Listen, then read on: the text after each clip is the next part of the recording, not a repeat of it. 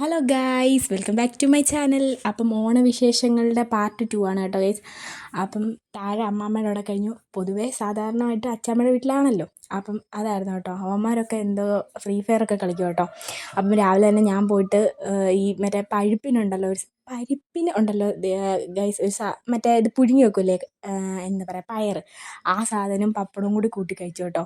ചിക്കനൊക്കെ ഉണ്ടായിരുന്നു കേട്ടോ ഗൈസ്. അപ്പം ഞാനായിരുന്നു, ഞാൻ അങ്ങനെയല്ല ആയിരുന്നു എന്നല്ല, ഞാനായിരുന്നു കേട്ടോ ഓരോന്നൊക്കെ എടുത്തു കൊടുക്കുകയൊക്കെ ചെയ്തത്.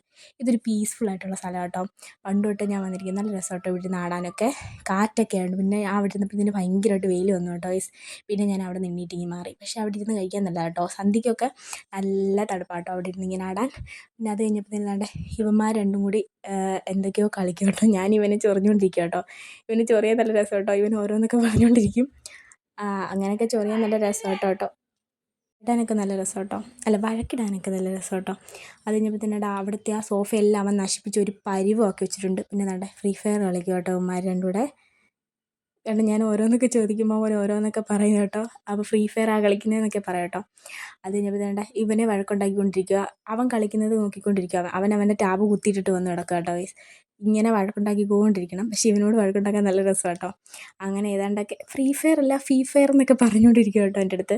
പിന്നെ വേണ്ട ഫുഡൊക്കെ കഴിച്ചു. നല്ല ഫുഡൊക്കെ ആയിരുന്നു കേട്ടോ. ചിക്കനൊക്കെ ഉണ്ടായിരുന്നു. അപ്പം നല്ല കുറേ നാൾക്ക് ശേഷം കേട്ടോ ചിക്കനൊക്കെ തിന്നുന്നത്. പിന്നെ കുറേ എന്താ പറയുക, ഇപ്പോൾ പല്ലിച്ചൻ മരിച്ചതിൻ്റെ ആ സംഭവത്തിനൊക്കെ ചിക്കനൊന്നും അതുകൊണ്ട് കഴിച്ചൊന്നും ഇല്ലായിരുന്നു കേട്ടോ. ഓണത്തിന് പിന്നെ അങ്ങനെ ചിക്കനൊന്നും ഇല്ലല്ലോ. ഞങ്ങൾ പിന്നെ ചതയത്തിനാണ് കേട്ടോ ചിക്കനൊക്കെ വെക്കുന്നത്. അപ്പോൾ ഇത്രയൊക്കെയുള്ളൂ ഗൈസ്. ബൈ.